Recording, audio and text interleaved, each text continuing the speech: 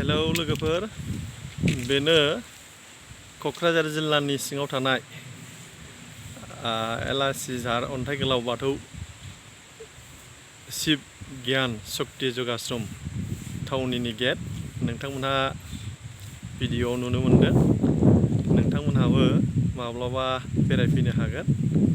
बेयो मोनसे धोरोम थावनि, क'क्राझार सहरनिफ्राय बारा गोजान नङा, साखाथियावनो।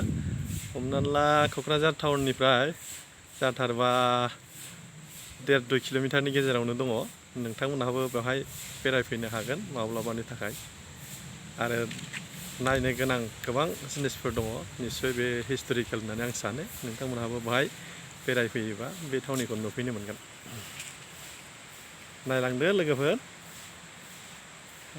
जोङो हाबबाय,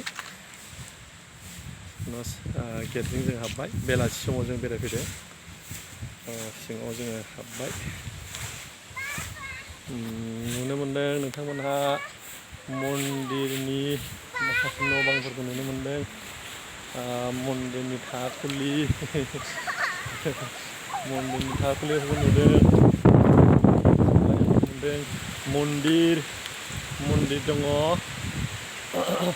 सावगारियाव नुनो मोनबाय। सावगारियाव देखायदों। नोंथांमोना नायलांनो हासिगोन। मन्दिर आरो मोनसे जारिमिनारि जे बे आश्रमाव नायबाय थाथावथाव हिस्ट'रिकेल जिनिसफोर दङ। नोंथांमोना नायहरनो हागोन। नायफैदो मा बेवहाय बे मन्दिराव अन्थाइ थरनै दङ।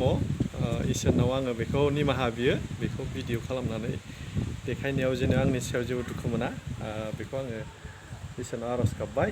बेवहाय अन्थाइ मोननै दङ।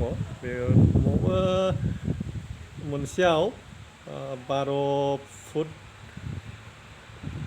11 फुट 10 फुटनि खम जाया। बाहाय मोननै दङ। नोंथांमोना सावगारियाव नुनो मोनदों निस्सय। नोंथांमोनाबो बेखौ फैनानै नायफैनो हागोन। आरो बेयो खोब धोरोमनि थावनि, बिसास खालामथाव।